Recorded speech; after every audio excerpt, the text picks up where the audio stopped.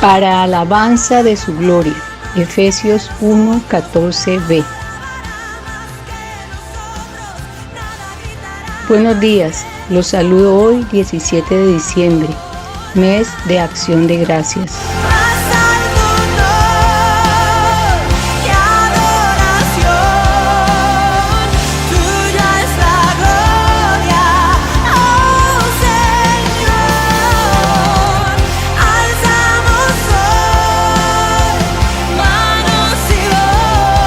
Bienvenidos todos a nuestro tiempo de comunión de los domingos en la mañana. Meditando en la iglesia, estaremos atentos a Revelada en Efesios.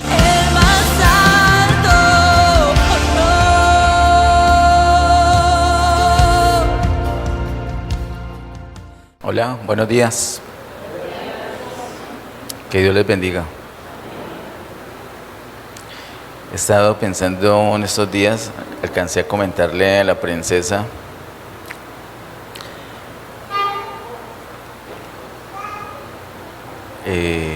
sobre ese saludo diciendo Dios te bendiga. Estoy inquieto por esa expresión. De pronto lo que hemos aprendido de Efesios nos va a ayudar a hablar con más propiedad, con más exactitud, conforme a la voluntad del Señor. Y a propósito de Efesios, nuestro tema para esta mañana, con el enfoque general o con el tema general de la iglesia, es revelada en Efesios. Ese es nuestro tema para esta mañana, revelada en Efesios. Oremos nuevamente. Padre, en el nombre de Jesús, gracias te damos por esta nueva oportunidad que nos das de presentarnos delante de ti. Tenemos nuestro corazón abierto, dispuesto para ti. Envía tu luz y tu verdad. Guíanos por estas delante de ti para tu gloria y honra. Enséñanos, impártenos tu vida, Señor, en el nombre de Jesús. Amén. Para nuestro tema revelada en Efesios, inicialmente les pido que nos ubiquemos en Efesios capítulo 3 y consideremos los versículos 1 al 6. Efesios capítulo 3, versos 1 al 6.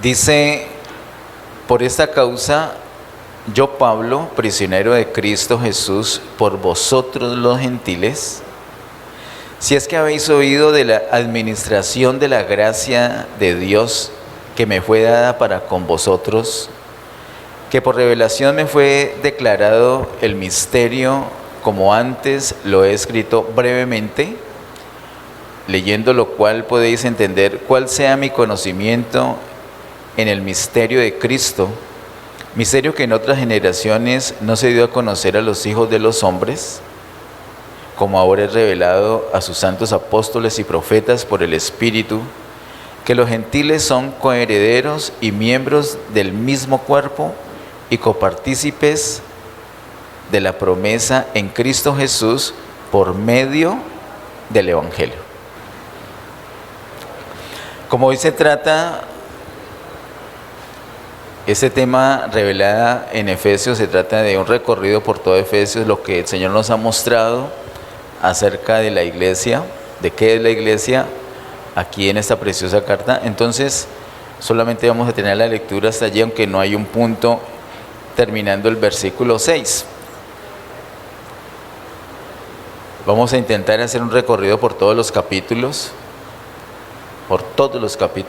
son poquitos, son 6, pero quiero detenerme un poquito aquí en ese capítulo 3.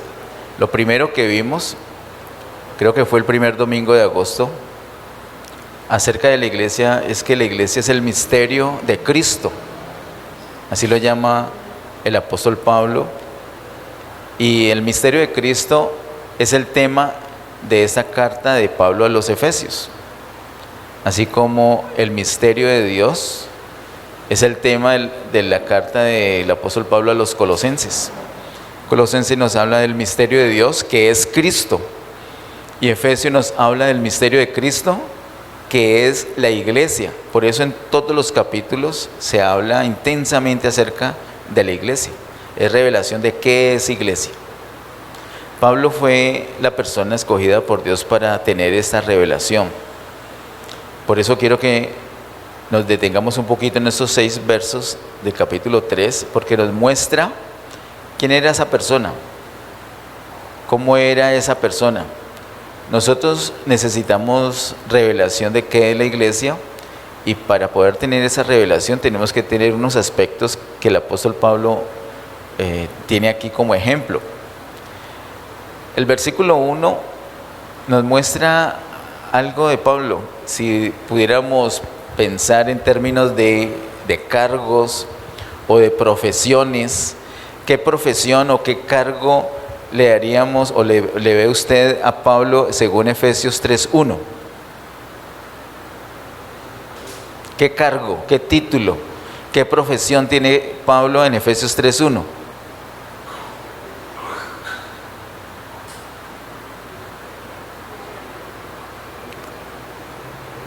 Por ahí alguien lo dijo con mucho temor. Me gusta que hablemos con temor, no es cualquier cosa, es la palabra. La palabra no es para decir cualquier cosa que nos ocurra. Pero no es un temor que nos paralice, sino un temor reverente para mirar, para enfocarnos en la palabra. ¿Cuál es el título? Usted, si le dicen quién era Pablo, según Efesios 3:1, ¿usted qué contestaría? Prisionero, ¿o no? ¿O qué otro cargo hay ahí? Ahí dice, por esa causa yo, Pablo, el gran apóstol de Cristo. No, prisionero. Y prisionero de Cristo. Ese es el cargo que aparece ahí en el verso 1. Él es prisionero de Cristo.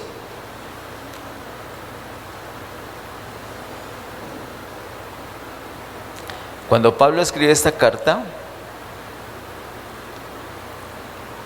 está preso, es prisionero.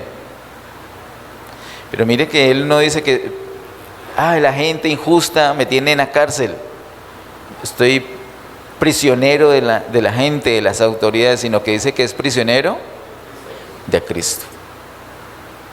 Hermanos, lo primero que nos muestra el apóstol Pablo acá, para tener una revelación de qué es la iglesia, porque creo que el Señor nos ha mostrado muchas cosas, pero nunca demos por cierto que ya tenemos la revelación completa, sino que siempre podemos recibir más. ¿Usted puede recibir más? ¿Usted puede recibir más? Sí, podemos recibir más. El gran problema de muchas personas es que dicen, no, ya lo tengo todo.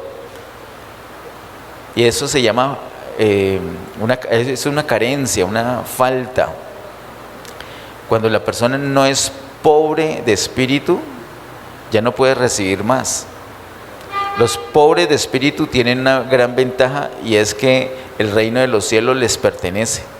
Pero cuando una persona dice, yo ya me he enriquecido, ya he aprendido todo, ya no tengo que examinar nada, como 3 siervos me dijeron cuando les hablé del reino, y fue en ocasiones distintas, no estaban juntos, pareciera que estuvieran juntos, 2 pastores y un apóstol, en momentos distintos me dijeron, porque yo les dije, les hablé del reino, lo que el Señor nos ha mostrado a raíz de Romanos 5:10 en adelante, y esas personas me contestaron, yo les dije, por lo menos, no estoy diciendo que me digan amén a todo lo que les he dicho, lo que les he mostrado, sino que tomen nota y estúdienlo en oración. Eso de dónde lo aprendí, del pastor Ariel, una vez que él nos habló de liberación en creyentes. Para nosotros eso no era posible. Para las personas que vinieron luego a la iglesia es normal, es evidente, porque eso es lo que dice la palabra, pero para nosotros antes no era. Yo lo rechacé y él me dijo, mijo, no lo rechace, estúdielo en oración. Entonces, si lo estudia en oración, va a ver la verdad. No hay manera que una persona vea la palabra de Dios, la estudie en oración y no vea la verdad. No hay manera, tiene que verla. Y ese es el ejercicio que hicimos allá en el año 1990. El mismo ejercicio le propongo a todas las personas, le propongo a usted, a todos, a esos 3 siervos, a todos los siervos, pero la respuesta de ellos fue muy, muy particular porque fue como que lo hubieran leído, como que se hubieran puesto de acuerdo, como que uno hubiera hablado a nombre de los 3, pero fue en situaciones distintas, sitios distintos, épocas distintas. Ellos me dijeron, eso está muy claro en la Biblia. Yo ya no voy a estudiar eso, ni voy a orar por eso, porque eso ya está suficientemente claro. Entonces, cuando una persona dice, ya no voy a estudiar la Biblia, ya no voy a orar por eso, ¿qué más se puede hacer con esa persona? Nada, pedir que el Señor tenga misericordia. Si ya lo sabe todo, ya no puede recibir nada. Si el vaso ya está lleno, no se le puede echar nada más. Pero los pobres en espíritu son propietarios del reino de los cielos. Esa es la primer bienaventuranza que encontramos en Mateo capítulo 5. Yo les invito, hermanos, que seamos pobres en espíritu. Pobres en espíritu es eso, tener la capacidad de poder recibir más, ser conscientes que aunque el Señor nos ha mostrado, nos ha iluminado en ciertas cosas, no podemos cerrar los oídos, porque siempre va a haber un siervo, siempre va a haber alguien que Dios use para enseñarnos algo más de la palabra. Ese es el ejercicio que hemos tenido. ¿Cómo hemos aprendido nosotros? ¿Cómo nosotros en Getsemaní tenemos una pretensión? Y es que el Señor nos ha mostrado cosas. ¿Y cómo lo ha hecho? A través de los siervos. No es un siervo, no fue un Pablo que el Señor le reveló todo y de él recibimos todo, no. Es entre muchos siervos que se ha ido construyendo, que el Señor ha ido edificando. Así que debemos estar siempre abiertos a conocer. La primera actitud es que debemos ser prisioneros, ¿qué dice el verso 1? De Cristo. Prisioneros de Cristo. Aunque Pablo estaba en la cárcel físicamente, él aprovechó esa situación para decir, yo no estoy preso de este gobierno, yo estoy preso o prisionero de Cristo. Hermanos, cada situación, particularmente las situaciones difíciles que tengas, las adversidades, los problemas, cada situación maluca, cada situación difícil que tengas, que estés afrontando en la vida, tienes que aprovechar ese momento para decir, yo estoy prisionero de Cristo. Una enfermedad, por ejemplo, una enfermedad lo restringe a uno. Un malentendido con el cónyuge, por ejemplo, lo restringe a uno. Un problema financiero lo restringe a uno. Es una opresión. Pero esa opresión no necesariamente nos tiene que dañar, lastimar o frustrar.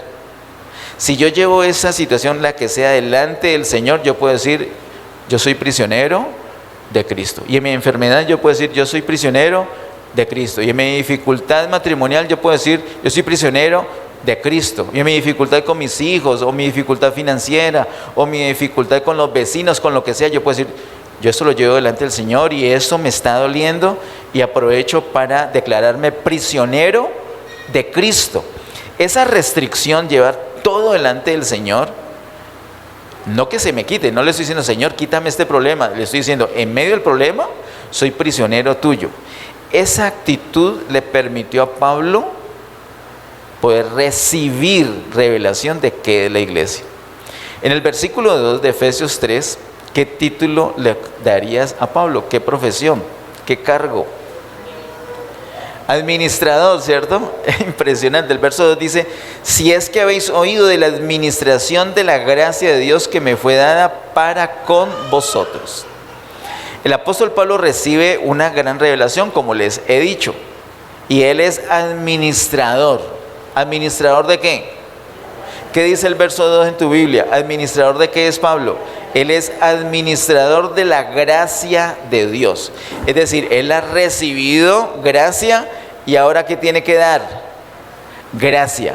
Él ha recibido gracia, ahora la tiene allí y la va a administrar. Es como si él tuviera un casillero con dispensación de gracia y la va a repartir a muchas personas. Cada casillero es para una persona. Pablo había recibido gracia delante de Dios. Para recibir esa gracia, primero él era prisionero de Cristo. Luego, al recibir la gracia, se convirtió en un administrador de esa gracia.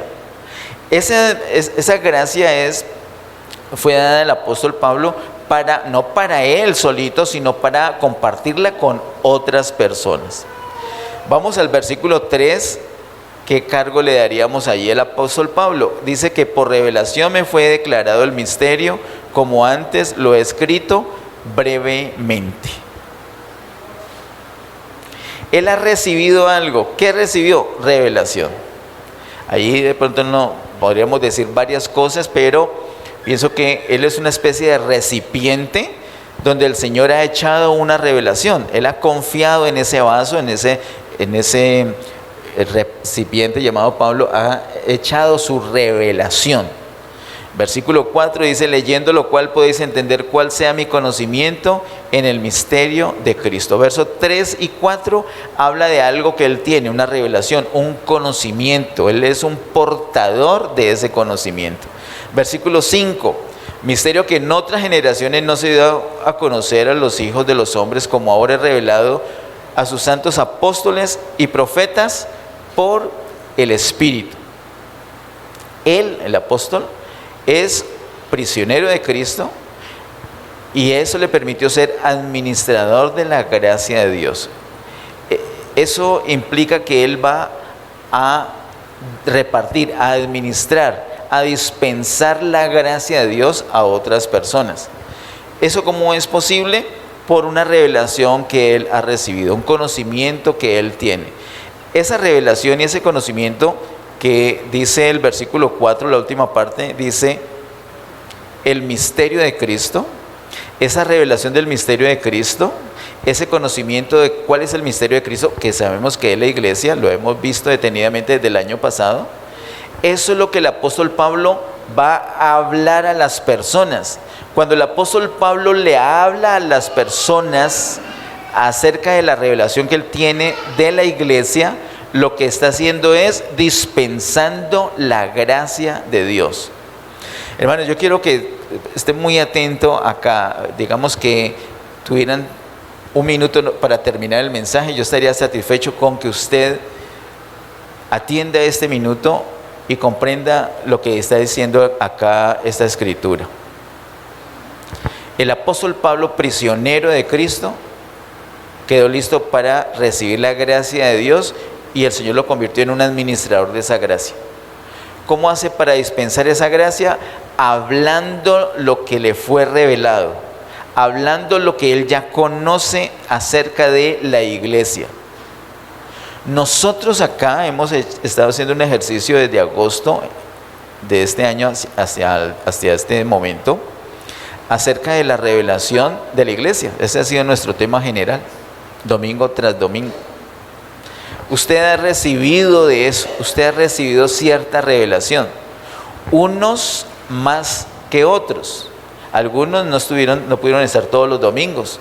Otros, aunque estuvieron, no recibieron revelación, o por lo menos no en la misma cantidad, en la misma magnitud de otros.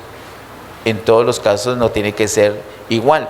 La clave para poder recibir esa revelación es considerarse prisionero de Cristo. Cualquier situación que estés pasando delante del Señor, aprovechar para decir: esto me está restringiendo, es porque me quieres mostrar algo, yo estoy abierto a recibir. Pero si te enfocas en la cárcel, no, ahora que yo quedé con ganas de recibir del Señor, pero esta enfermedad no me deja, no, al contrario, la enfermedad es la que te va a ayudar. No, es que no tengo cabeza porque es que he peleado con mi esposa y no, al contrario. Esa restricción de haber peleado con tu esposa es la que el Señor está usando para que puedas estar realmente prisionero de Cristo y recibir. No pensemos que las adversidades van en contra. El apóstol Pablo entonces no hubiera escrito esta preciosa carta. La carta más alta y profunda del apóstol Pablo es la escribió en la cárcel. Porque él no estaba prisionero de la cárcel. Él estaba prisionero de Cristo. Sea cual sea la situación que estás pasando, aprovéchala. Te restringe, es que me restringe mucho. Gloria a Dios, Él quiere esa restricción. Cuando somos demasiado libres, hermanos, mucha atención con esto. Esto lo dije, yo creo que ese primer domingo de agosto. Cuando tenemos demasiada libertad, nos disipamos y no podemos ver, no recibimos revelación. No recibimos revelación. El Señor ha pasado a Getsemaní por unos momentos tan duros, tan dolorosos. El jueves antepasado meditamos durante el ayuno sobre el asunto, que Getsemaní ha pasado por unas situaciones tan tristes que nos restringen al punto de poder tener la ventaja de ser prisioneros de Cristo y poder ver algunas cosas. Pero después de verlas, ya nos convertimos en administradores de esa gracia. Eso no era solamente para nosotros. Lo que has recibido revelación, lo que has entendido, lo que conoces de la iglesia, no era solamente para ti. Ahora eres un administrador y debes dispensarle esa gracia a otros. ¿Cómo? Como hace Pablo, hablando, diciéndole a las personas. Ahorita vamos a hacer un recorrido por los otros capítulos y vamos a recordar, y tú vas a recordar de eso que ya tienes como revelación. De pronto para algunos va a ser una información de, ay, esto yo no lo sabía, porque no estuvo. Ahora, si yo te digo, me imagino que estás al día con todas las charlas que hemos tenido acerca de la iglesia. Alguien me puede decir, no, es que no he podido venir. Y yo te digo, ¿y? ¿No tienes internet? Porque en nuestro canal de YouTube tenemos las prédicas. Es simple. De hecho, la persona más indicada para estar al día es la que no pudo venir, porque esa más rápido va y se pone al día en el canal de YouTube. Y los que ya la recibieron, la reciben otra vez. Entre más recibamos la palabra, mejor. Pero cuando tenemos demasiada libertad, sinceramente, ¿para qué vamos a sacar tiempo de ir a meditar la palabra? Pero espérate que tengas un problema grave.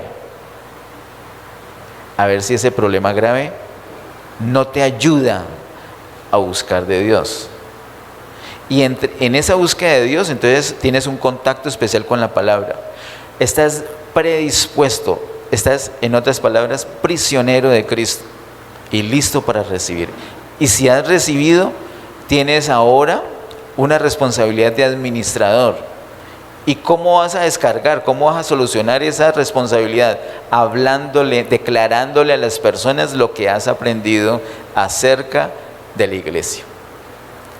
El apóstol Pablo en el versículo 1 dice que es prisionero de Cristo. Pero en el capítulo 4 de Efesios, en el verso 1 dice, yo pues, preso del Señor. No, ¿cierto? Dice un poquito distinto, dice, yo pues preso en el Señor. Él no solamente era prisionero o preso de Cristo, sino que es un preso en Cristo, es un preso en el Señor. Ser preso o prisionero de Cristo es distinto de ser preso en el Señor. Preso de Cristo quiere decir que todas mis situaciones las llevo delante del Señor. Y no me va a agobiar esta enfermedad, le voy a sacar partido, voy a entender que es una restricción que Dios me pone para bendecirme. Entonces, soy prisionero de Cristo. Pero cuando ya paso a otro nivel y ni siquiera mi prioridad es ese problema que tengo, esa situación difícil que tengo, ya ni siquiera eso es lo que me restringe, sino que el que me restringe es Cristo mismo. Como les dije la otra vez, también lo compartí un sábado a los jóvenes con Efesios capítulo 4. Es como si Cristo fuera la cárcel, una celda. Y si yo me voy a ir mucho a la derecha, no puedo. ¿Por qué? ¿Con quién me choco ahí? Con parte de la celda que es Cristo, según Efesios 4. Y si me voy a la izquierda, y si me voy hacia arriba, hacia abajo, adelante, atrás, estoy encerrado en Cristo. Ya yo no puedo pensar cualquier cosa, sino hasta donde Cristo me permite pensar. Yo ya no puedo desear cualquier cosa, sino hasta donde Cristo me permite desear. Yo ya no puedo hablar cualquier cosa, sino hasta donde Cristo me permite hablar. Yo no puedo hacer cualquier cosa, sino hasta donde Cristo me permite hacer. Estoy preso en una celda llamada Cristo. Estoy preso en el Señor. Ya no solamente soy preso del Señor, sino que soy preso en el Señor. Y te digo, si una persona, sus sentimientos, sus pensamientos, sus palabras, sus acciones, las restringe así, de esa manera, ¿cómo no va a recibir revelación? Pero si no está restringida y la persona le preguntan acerca de la iglesia o acerca de cualquier otro asunto, va a decir cualquier cosa.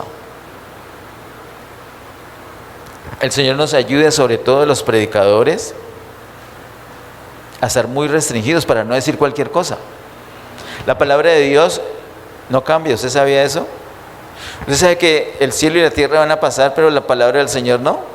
La palabra del Señor nuestro, dice Él por boca del profeta Isaías, permanece para siempre. Entonces no es posible que un día yo venga, en el 2011, que empezamos la serie de la salvación, por decir, y que hablamos de Romanos 5:10, en el 2011, y que pasaron 9 años, es decir, 2000, no está Caleb para que nos haga la suma, 2020, en el 2020 ya Romanos 5:10 significa otra cosa. No, significa lo mismo. Y ahora en el 2023 significa ¿qué? Lo mismo. Y en 30 años igual. Igual que cuando Pablo, inspirado por el Espíritu Santo, escribió Romanos 5:10, es lo mismo. No podemos decir cualquier cosa. Es que escuché una prédica, gloria a Dios. Dios bendiga a los predicadores. Pero tenemos que decir lo que dice la palabra de Dios, no lo que dice otro predicador. Usted no digan lo que yo digo, digan lo que dice la palabra de Dios. Si alguien le dice, pues que usted dice lo mismo que dice Orlando, yo no, yo digo lo que dice la palabra de Dios. Dios le libre a usted de estar diciendo lo que yo digo. Dios me libre a mí de decir lo que usted dice. ¿Qué tenemos que decir? Lo que dice la palabra de Dios. Pero cuando tenemos mucha libertad, no me importa cómo hablo, cómo pienso, cómo actúo, cómo siento. Y entonces, ¿cómo voy a recibir y después cómo voy a administrar? Pero Pablo era prisionero de Cristo y era preso en el Señor, por lo tanto recibió abundante gracia, recibió revelación, se convirtió en un administrador de esa gracia y dispensaba a todas las personas Cristo. ¿Qué es la gracia? Lo hemos hablado una y otra vez. Es la vida de Dios en Cristo disponible para que todos la podamos disfrutar.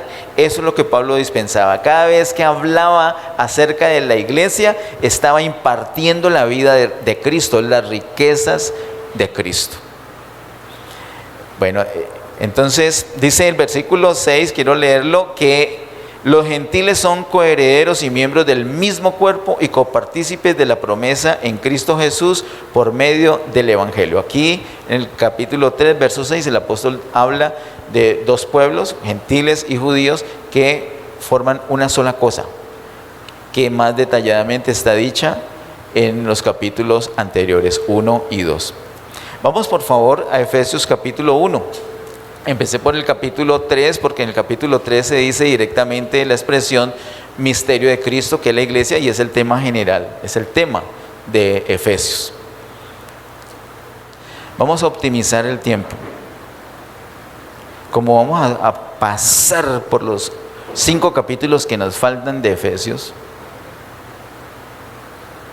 no tiene sentido, no vamos a leer. Aquí no venimos a leer, aquí venimos a recibir. recibir de esa gracia.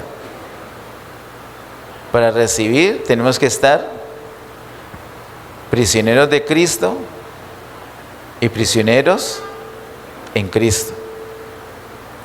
Le pido por favor que se concentre mucho. Es un asunto de usted y el Señor. Yo creo que si alguien no recibe lo que el Señor nos está dando en Efesios, no quiere decir que el Señor nunca más le va a volver a hablar, pero ¿qué va a hacer hasta que el Señor le vuelva a hablar de esto? Hasta que el Señor tenga misericordia y le vuelva a revelar el asunto. ¿Qué va a hacer? ¿Cómo va a vivir usted? Así que vamos a aprovechar al máximo este tiempo. Le pido que cierre sus ojos. Que cierre sus ojos. Ojalá podamos tener la sensación de que en este momento nada más nos importa. Eso es ser un prisionero de Cristo. Eso es ser prisionero de Cristo. Nada más nos importa. Que nada más nos importa. Padre, en el nombre de Jesús, estamos aquí delante de ti, Señor, conscientes que podemos estar disipados, entretenidos, embotados, ciegos, contaminados, engañados, fascinados por otras cosas, equivocados en conceptos, pero nos exponemos a la luz en esta mañana. Y en el nombre de Jesús yo renuncio a cualquier cosa que esté llamando mi atención en este momento, cualquier recuerdo, cualquier pendiente, cualquier otra cosa.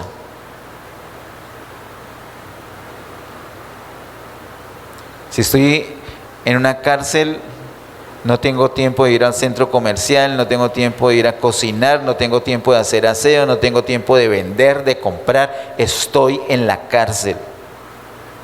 Estoy restringido. Señor, ayúdenos en este momento a estar restringidos. Toma control de nuestra mente. Toma control de nuestros pensamientos. Yo reprendo todo espíritu enviado por Satanás para traer distracción en el nombre de Jesús. Señor, delante de ti estamos abiertos para ti. Gracias por lo que nos has mostrado, pero estamos abiertos para recibir tu revelación cada vez que nos hables. Impártenos, porque queremos ser administradores que podamos llevar esta palabra a otros. Queremos decirle a otros qué es la iglesia. Queremos que tu vida se imparta, que tus riquezas pasen a esa persona en el momento que nosotros les hablamos. Eso queremos ser, administradores de tu gracia. En el nombre de Jesús, amén.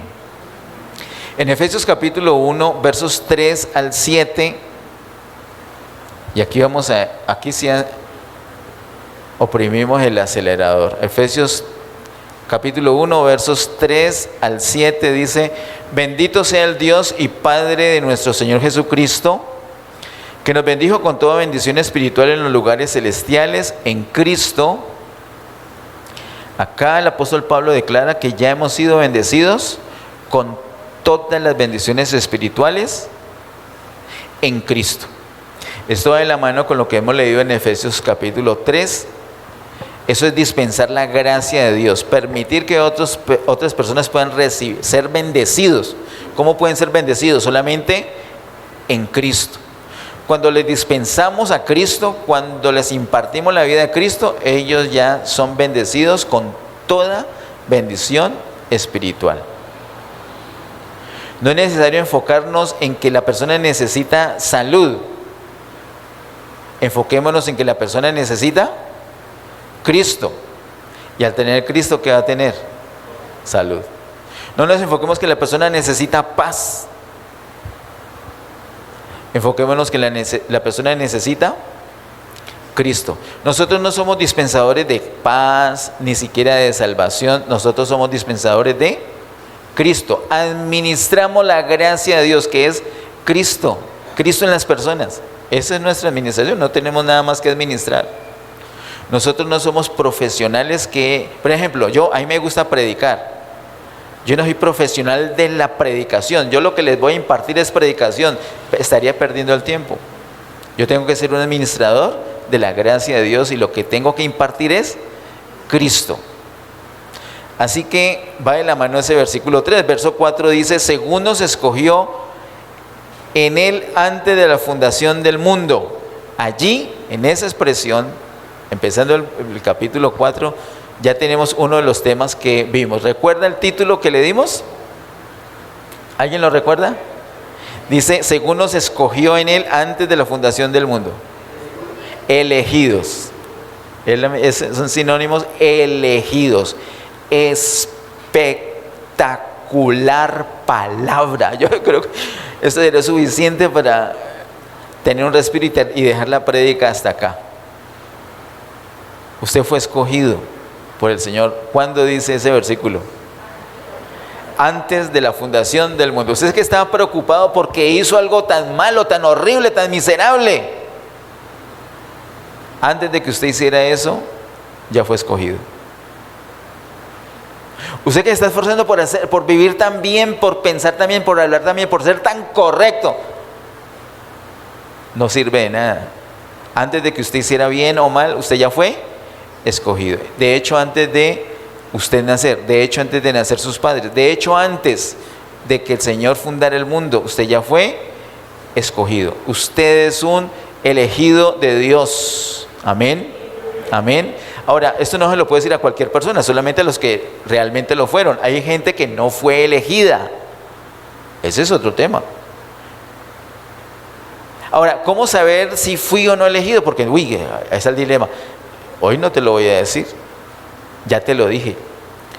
En el canal de YouTube puedes buscar la prédica Elegidos. Los elegidos se llama. Sigo leyendo el verso 4. Dice: para que fuésemos santos y sin mancha delante de Él. Ahí hay otro tema. ¿Lo recuerda? ¿Cómo lo titulamos? Para que fuésemos santos y sin mancha delante de Él. No. ¿Qué dice allí? Para que fuésemos los santos.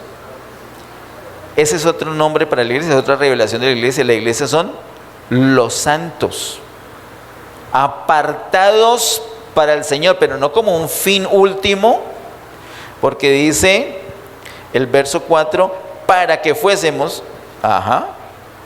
pero no es el único para que hay. Si usted ve más adelante, en el verso 5 hay otro para, y en el verso 6 hay otro para.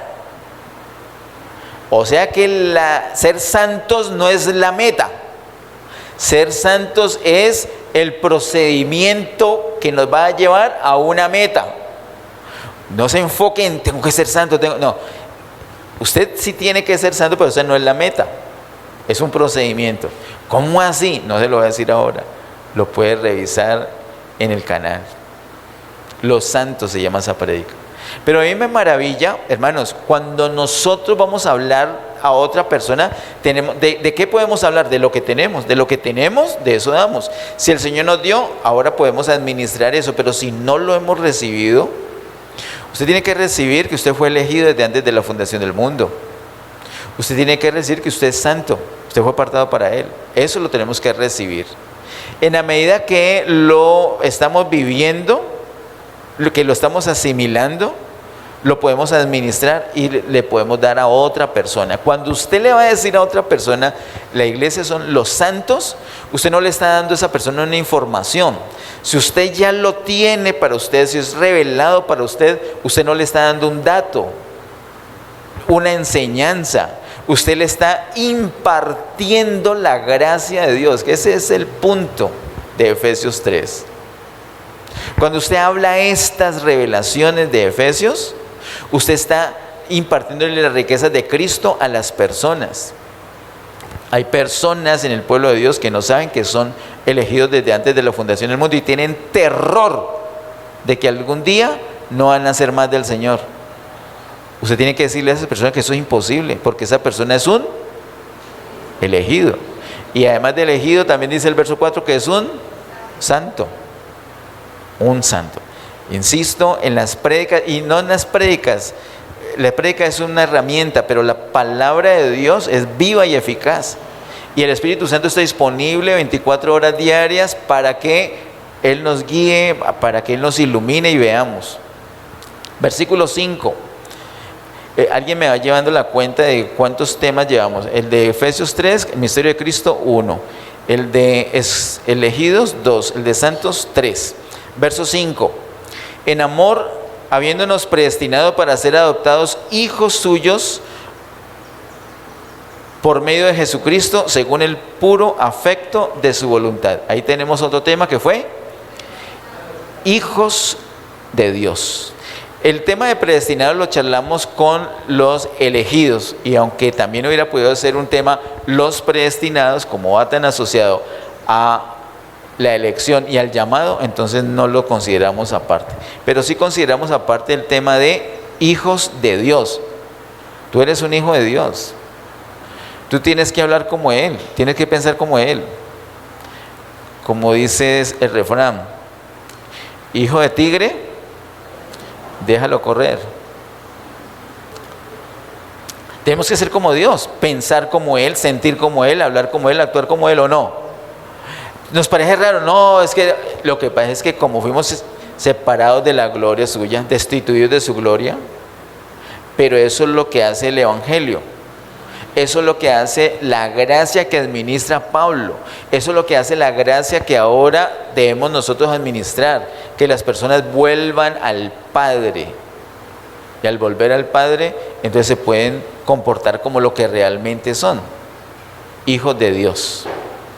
Bien, versículo 6. Para alabanza de la gloria de su gracia, con la cual nos hizo aceptos en el amado, en quien tenemos redención por su sangre, el perdón de pecados según las riquezas de su gracia. Ahí hay otro tema que vimos según el verso 7, y fue los redimidos. Los redimidos. ¿Qué es eso de redimidos?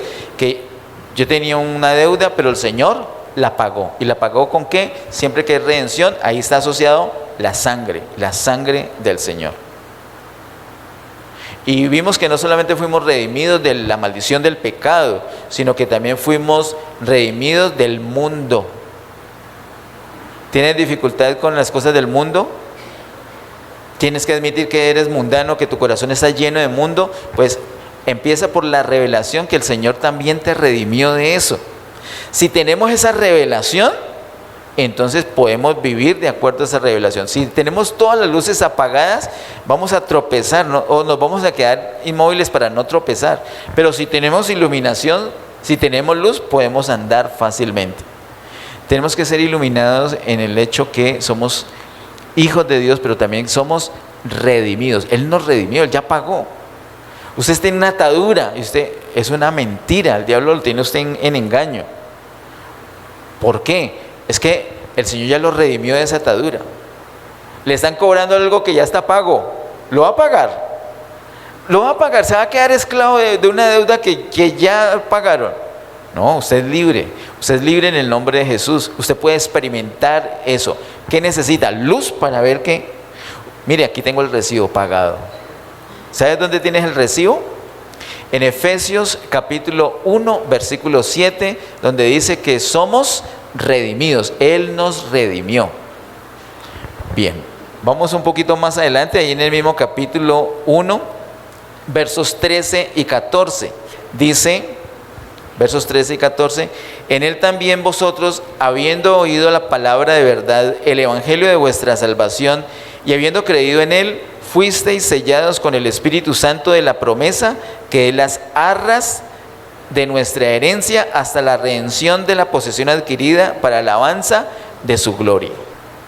¿Qué tema vimos con esos versículos 13 y 14? ¿Lo recuerda? No lo recuerda. Ahí dice, en Él también vosotros, habiendo oído la palabra de verdad, el evangelio de vuestra salvación, y habiendo creído en Él, fuisteis sellados. Vimos los sellados, nosotros somos los sellados.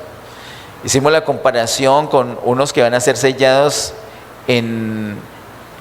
más adelante, que nos muestra Apocalipsis, ¿recuerda? ¿Sí lo recuerda? Pero esos que menciona Apocalipsis que van a ser sellados, ¿de qué nacionalidad son?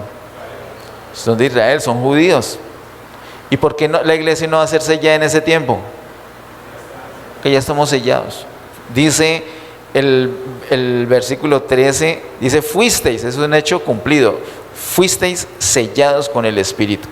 Y ese Espíritu tiene no solamente un carácter de propiedad, somos propiedad del Señor, sino también tiene la imagen del Señor. Además el verso 15 dice que son las arras, verso 14 dice que es las arras. Ese sello sirve de anticipo también. Hoy podemos disfrutar de ese anticipo. ¿Anticipo de qué? De la herencia que tenemos por ser sellados. Un poco más adelante, versos 22 al 23. Dice versos 22 al 23. Y sometió todas las cosas bajo sus pies y lo dio por cabeza sobre todas las cosas a la iglesia, la cual es su cuerpo, la plenitud de aquel que todo lo llena en todo. Vimos que la iglesia es el cuerpo de Cristo. Eso está asociado con las operaciones, con las actividades. El Señor no va a hacer nada a través de sus ángeles. El Señor todo lo que hace lo hace a través de su cuerpo, que es la iglesia. Tú eres miembro de un mismo cuerpo. No pienses que no, otros que hagan. No, tú también haces. De pronto te sientes muy quieto. Y yo estoy feliz, por ejemplo, de que algunos huesos que yo tengo son quietos. ¿Se imagina en ese momento yo aquí, esos huesos moviéndose de atrás? No, la quietud también se requiere. Se requiere un tamaño grande, se requiere un tamaño pequeño, se requiere gente que hable, gente que no hable, gente que sea muy activa, gente que sea más calmada. Se requiere de todo. El Señor a cada uno puso de acuerdo a su decisión. Somos miembros del mismo cuerpo, el cuerpo de Cristo. El Señor es la cabeza. Nos sujetamos a la cabeza para hacer lo que Él diga. Vamos ahorita al poderosísimo capítulo 2. Efesios capítulo 2, versos 10 al 22. Efesios 2, 10 al 22, a medida que vamos leyendo, vamos parando para encontrar cada cosa. Dice, porque somos hechura suya, creados en Cristo Jesús para buenas obras, las cuales Dios preparó de antemano para que anduviésemos en ellas. Ahí dice que somos hechura del Señor. Vimos que somos la nueva creación. Dios tiene dos creaciones. Una vieja creación que está escrita en Génesis capítulo 1 y una nueva creación que es la iglesia. Eso lo vimos el año pasado cuando estudiamos Colosenses. La nueva creación es la iglesia. Nosotros somos parte de la nueva creación. Esa nueva creación es la obra maestra del Señor. La traducción del original griego usado acá muestra esa creación, no cualquier creación, sino una creación máxima. La creación maestra de Dios es la iglesia. ¿Pensabas que era Júpiter? ¿Pensabas que eran las galaxias? ¿Pensabas que era la luna tan bonita? No, es la iglesia su máxima creación. Es la nueva creación. Para que haya una nueva creación, la vieja creación tuvo que quedar atrás. Por eso es que el que está en Cristo, nueva criatura es. Las cosas viejas, entonces a veces lo visita uno los recuerdos del pasado y se enreda uno. ¿Qué tienes que decir ahí? La verdad. ¿Qué tienes que decir? Soy nueva creación, soy una nueva criatura. Las cosas viejas, no pienses que el diablo te dice que eres nueva creación, pero que la verdad es que eres vieja creación. El diablo nunca te va a decir eso. Te dice al revés. Tú eres nueva creación y él te dice que eres vieja creación. Entonces no te dejes engañar, no te dejes manipular, le dices la verdad. Estas verdades que estamos viendo acá en Efesios nos tiene que iluminar para andar en esa verdad y poder administrarla a otros. Hay personas que están presas, piensan que tienen que vivir así. No, es que esa es mi manera. No es tu manera, porque si está en Cristo es una nueva creación. Amén. Versículo 11 en adelante. Por tanto, acordaos de que en otro tiempo vosotros los gentiles en cuanto a la carne erais llamados y circuncisión por la llamada circuncisión hecha con mano de la carne, en la carne. En aquel tiempo estabais en Cristo, alejados de la ciudadanía de Israel y ajenos a los pactos de la promesa, sin esperanza y sin Dios en el mundo. Pero ahora, me encanta eso, pero ahora en Cristo Jesús, Vosotros que en otro tiempo estabais lejos, habéis sido hechos cercanos por la sangre de Cristo, porque Él es nuestra paz. Diga, Cristo es mi paz. Ahora diga, Cristo es nuestra paz. ¿Cuál de los dos términos se utiliza en el verso 14? ¿El primero o el segundo? El segundo, porque dice, porque Él es nuestra paz. Mire, a veces nosotros decimos, no, tú eres mi paz. Y sí, pues sí, en cierto sentido sí. Pero más que ser mi paz es nuestra paz. Entonces yo no tengo por qué estar enojado con Fanny. Bueno, sí tengo un motivo. No hay motivo más poderoso que Cristo, ¿o sí? ¿Hay algo más poderoso que Cristo? ¿Y qué dice de Cristo ese versículo? ¿Que Él es qué? Él es nuestra paz. Yo no puedo estar enojado eternamente con Miguel. No hay manera. ¿Por qué? No, porque es que él ya se porta bien o porque yo ya me porto bien. No es por eso. ¿Es por qué? No depende de nosotros. Depende de lo que ya hizo el Señor. ¿Qué hizo el Señor?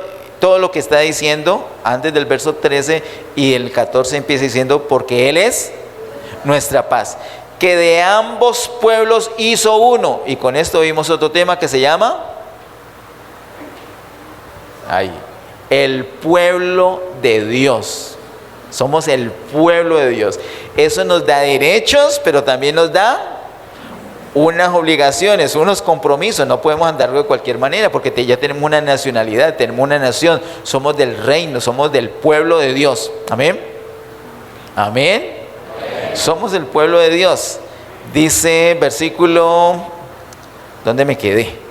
Versículo 14, porque Él es nuestra paz, que de ambos pueblos hizo uno, derribando la pared intermedia de separación, aboliendo en su carne las enemistades, la ley de los mandamientos expresados en ordenanzas, para crear en sí mismo de los dos. ¿Cuáles dos? El pueblo de Israel y el pueblo no Israel, o sea, el pueblo gentil. Si el Señor reconcilió esos dos pueblos en un solo pueblo, pueblos irreconciliables, ¿cómo no nos vamos a poner de acuerdo en nosotros dos?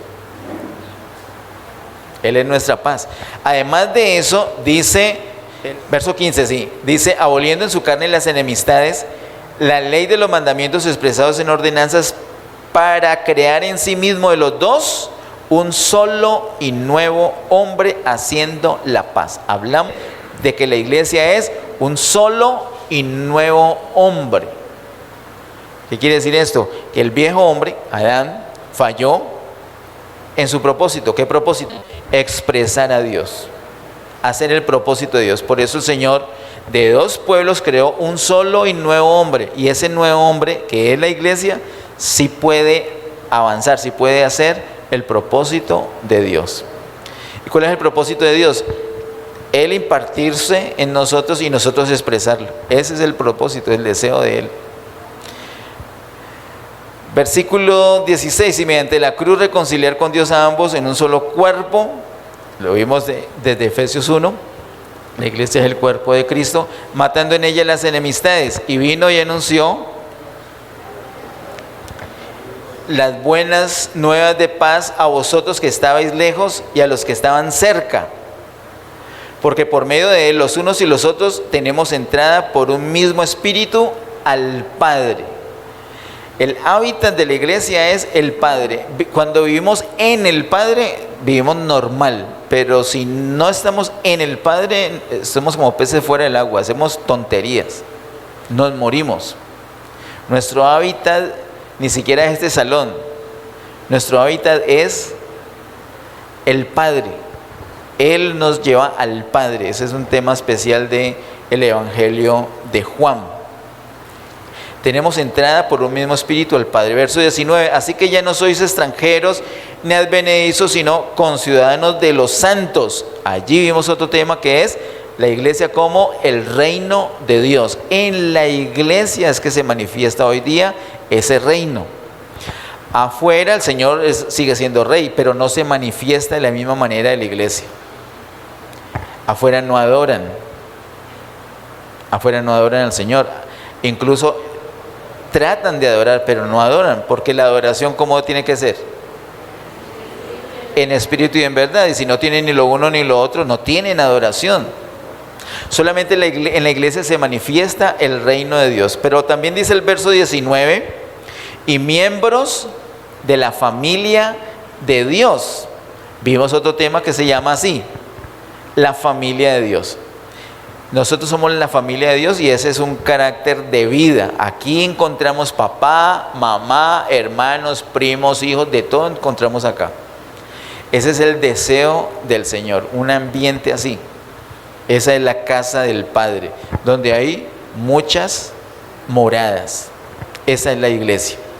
Versículo 20, edificados sobre el fundamento de los apóstoles y profetas, siendo la principal piedra del ángulo Jesucristo mismo, en quien todo el edificio, allí vimos otro tema que la iglesia es el edificio de Dios, en quien todo el edificio bien coordinado va creciendo para ser un templo santo en el Señor. Luego el verso 22 dice, en quien vosotros también, refiriéndose Pablo directamente a los efesios, es decir, una iglesia local, en quien vosotros también sois juntamente edificados para morada de Dios en el Espíritu. ¿De qué nos habla todos estos versos 20 al 22? De que la iglesia es un edificio y como tal tiene que ser edificada. ¿Y de qué se forma un edificio? De muchas piedras, pero no cualquier piedras, piedras vivas. Y esas piedras vivas tenemos que ser edificados para llegar a ser un templo en el Señor. Esa es la revelación en el capítulo 2. En el capítulo 4, porque el 3 ya lo vimos, en el capítulo 4, versos 11 al 13 y el 24, solamente están ahí escritos, no los vamos a leer, pero quiero que los tengas y a los que les gusta tomar nota, porque vuelve a hablar de dos cosas, de el cuerpo de Cristo y el nuevo hombre. Son dos revelaciones muy importantes. El cuerpo tiene que ver con las actividades, pero el solo y nuevo hombre tiene que ver con la personalidad. Un cuerpo no tiene personalidad, un hombre sí tiene personalidad. Un cuerpo tiene funciones, un hombre tiene personalidad, tiene una motivación. Así que eso es lo que vuelve el apóstol Pablo hablando de la necesaria edificación del cuerpo y de la renovación del nuevo hombre ahí en Efesios 4. Luego en el capítulo 5 hay una revelación muy bonita. Ahí les quiero confesar que tenía otro tema para hoy. Quería hablar nuevamente de este tema que hablamos con Efesios 5. ¿Quién recuerda el tema que hablamos con Efesios 5? La iglesia como qué? La novia de Cristo. Pero les tengo que confesar que me tocó cambiar el tema. Me quedó literalmente grande, enorme. Yo pensé que era un tema muy grande, que era un océano de grande. Y dije, no, pero yo puedo pasar a nado este océano. Pero resulta que no era un océano, era como 1000 universos. Y me quedé abrumado y no fui capaz. Algún día el Señor nos da la oportunidad y se los voy a anticipar, yo lo he dicho años atrás, de que veamos juntos el cantar de los cantares. De pronto el deseo del Señor es que lo veamos más despacio, no sé, la verdad no sé, no me atrevo ya ni a pensar. Pero quería hablar de la novia de Cristo, una segunda prédica con cantar de los cantares. Tengo la certeza que ahí hay sobre el asunto, pero no fui capaz de poderlo administrar. Me quedó grande, enorme. Y no quiere decir que lo que hemos hablado es que ya lo manejemos y no nos quede grande, no, siempre nos quedará grande todo. Lo que pasa es que por lo menos lo hemos podido ver como para hablarlo, pero cantar de los cantares no fui capaz. Algún día el Señor nos dará esa oportunidad, pero alcanzamos a ver con Efesios 5, quiero leer versos 25 al 27. Maridos, amad a vuestras mujeres, así como Cristo amó a la iglesia y se entregó a sí mismo por ella, para santificarla, habiéndola purificado en el lavamiento del agua por la palabra, a fin de presentársela a sí mismo una iglesia gloriosa, que no tuviese mancha ni arruga ni cosas semejantes, sino que fuese santa y sin mancha. Vimos la iglesia como la novia de Cristo. Hicimos el paralelo con Adán y Eva, recuerda, aquí también lo hacen con el esposo y la esposa. Adán y Eva es un buen tipo de Cristo y la iglesia, porque Eva fue sacada del costado de Adán, tal cual como la iglesia fue sacada del costado de Cristo. Cuando el Señor le trae a Adán, él se sorprende, se maravilla de verla. El Señor también va a tener su esposa ya preparada delante de él, y él también se va a maravillar, porque es una iglesia gloriosa, como la ve allí en Efesios capítulo 5. Allí se menciona mancha y arruga, pero dice que la iglesia es gloriosa. ¿Por qué lo hace así? ¿Cómo así mancha y arruga?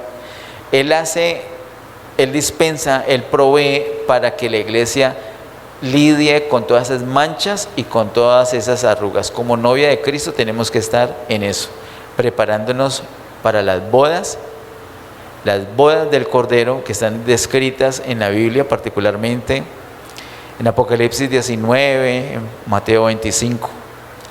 Eso es para nosotros, tenemos que prepararnos. Y en el capítulo 6, llegamos al final, a Efesios capítulo 6, versos 10 al 12, dice: por lo demás, hermanos míos, fortaleceos en el Señor y en el poder de su fuerza, vestidos de toda la armadura de Dios, para que podáis estar firmes contra las acechanzas del diablo. Porque no tenemos lucha contra sangre y carne, sino contra principados, contra potestades, contra los gobernadores de las tinieblas de este siglo, contra huestes espirituales de maldad en las regiones celestes. Vimos la iglesia como el guerrero de Dios. Y de ese tema alcanzamos a ver dos partes. Primero la descripción del guerrero y luego la descripción de la provisión que Dios ha dado en una armadura para ese guerrero. Vimos que así como el cuerpo, así como el edificio, así como la novia, así como el nuevo hombre, no es un individuo, sino que es algo corporativo, son varios. Así el guerrero también no es uno solo, sino que es la iglesia. La iglesia es el guerrero de Dios. Estas revelaciones que el Señor nos ha regalado en Efesios, tenemos que asimilarlas, tenemos que meditarlas, tenemos que vivirlas. Son nuestras. No es que, ay, ¿cómo hago? No, son nuestras. En la medida que yo sea prisionero de Cristo y prisionero en Cristo, en esa misma medida las voy a poder ver. Y así las voy a poder administrar. Y en la medida que yo hable esto con otras personas, voy a dispensar las abundantes riquezas de Cristo para esas personas. Así que lo que necesitamos no es predicar, sino dispensarle la gracia de Dios a otras personas. Nos ponemos en pie y terminamos por hoy. Puedes levantar tus manos bien alto. Yo quiero que sepas que tú eres un portador de esa gracia y tú eres un administrador de esa gracia. Como administrador puedes cerrar tu boca y no impartir esas riquezas a otro. Pero es un compromiso. Ya tenemos sobre nosotros esa carga de ser administradores. Así que habla a otros de Cristo. Habla a otros de la impartición. Habla a otros de ese misterio de Cristo que es la iglesia. Habla a otros para que sean iglesia, para que reciban a Cristo. Muchos de ellos, de los que les vas a hablar, son elegidos. Solamente falta el momento que el Señor los llame, pero ya son elegidos. Y tú puedes ser ese canal por el medio del cual el Señor los va a llamar, los va a justificar, los va a santificar, los va a levantar, los va a llenar de su gloria. Padre, en el nombre de Jesús, gracias, Señor, te damos por darnos, por revelarnos, por impartirnos esta gracia. Muchas gracias, amado Dios. Ayúdenos, Señor, a asimilarlo, a recordarlo, a vivirlo, a compartirlo con otros. Ayúdenos, Señor, a disfrutar este misterio que has revelado, Señor. Ayúdenos a disfrutar la iglesia como lo que realmente es. Muchas gracias, Señor, por el privilegio por habernos llamado, por hacernos partícipes. Gracias, Señor, porque ni siquiera depende de nosotros el llamado y tampoco depende de nosotros la permanencia. Gracias porque tú eres el que nos tiene agarrados literalmente. Gracias porque no nos soltarás. Gracias porque eres fiel, porque así como has iniciado una obra, la vas a terminar, la vas a perfeccionar. Y mientras tanto nosotros queremos estar en dependencia de ti para poder impartir tus riquezas a otras personas. Ayúdenos, Señor, ayúdenos a recordar lo que nos has mostrado en Efesios para contarles estas maravillas a otros. Gracias, Señor. A ti, Señor, te damos toda gloria, toda honra y honor por siempre. En el nombre de Jesús. Amén. Que Dios les bendiga.